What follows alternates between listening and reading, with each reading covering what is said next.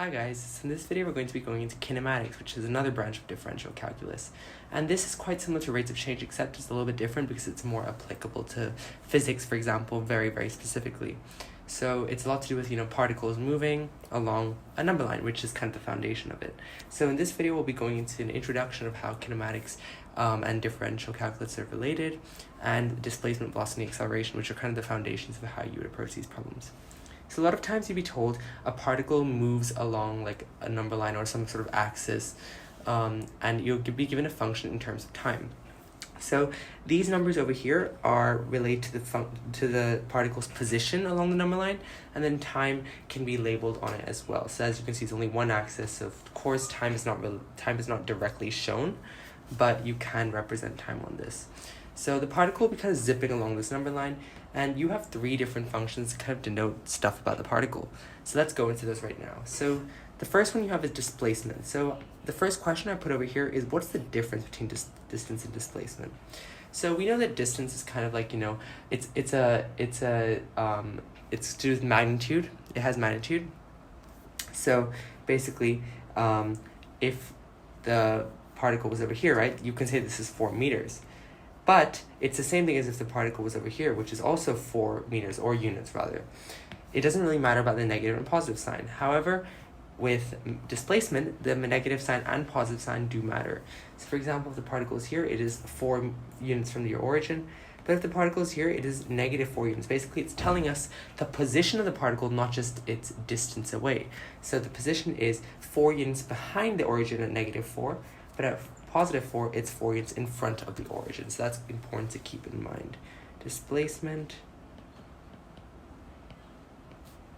equals distance plus position. Let me just write that down. All right. So now there's a very similar thing to do with speed and velocity. Again, we know what speed is, but with velocity, the negative sign and positive sign does matter, because it wants to show us whether it is like slowing down or whatever, or going in one direction or whatever it may be. This negative sign does matter. Oops. So keep that in mind as well. Velocity equals speed plus positive or negative sign. Let me just write that just to make it clear. And the final thing you have is acceleration.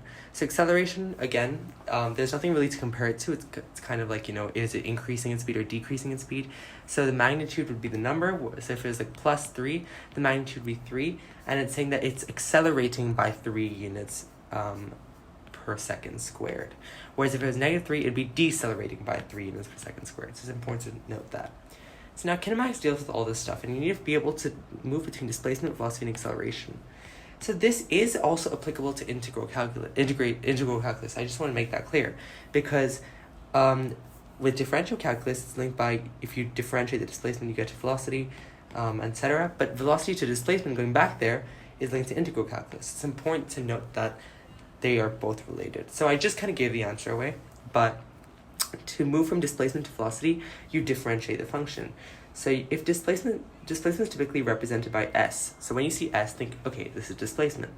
Velocity, however, is represented by ds over dt, or just v, or v.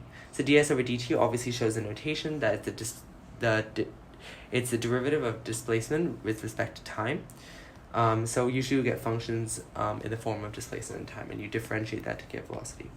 Then acceleration is dv over dt. So that's the derivative of velocity, or it can be represented as d squared s over dt squared, which is the second derivative of displacement, or just a, which is obviously a for acceleration. So this is how you can represent these different things.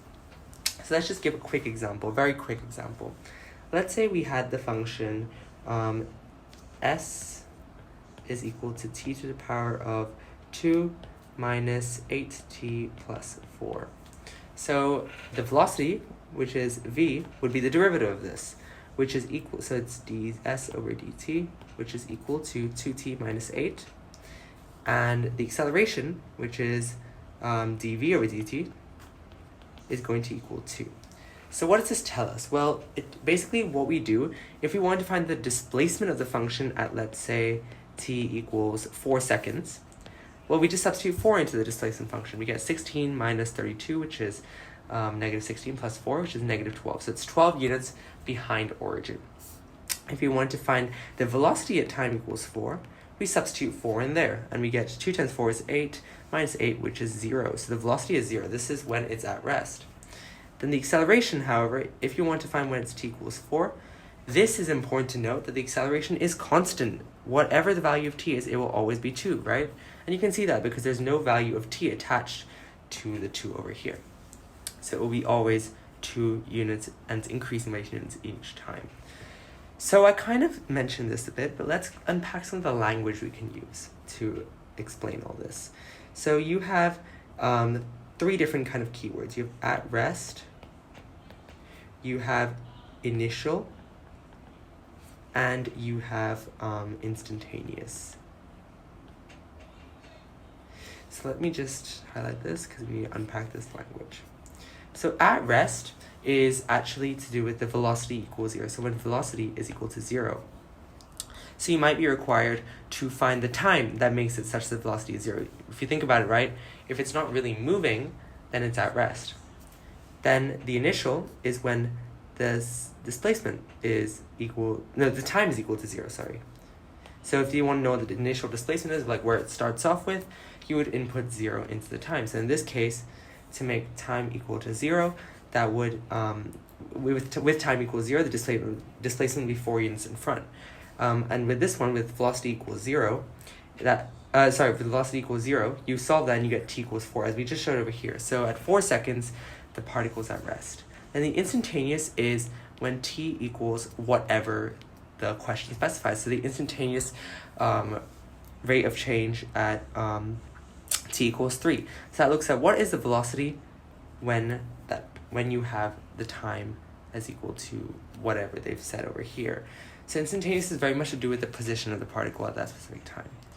So I hope that kind of makes sense in terms of how that all comes together.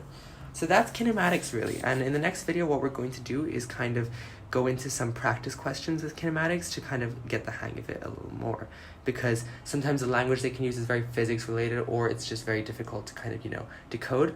It's very important we get some practice over this, because the actual concept itself isn't that hard. It's just explain the concept and explaining what everything means. The maths isn't so bad itself.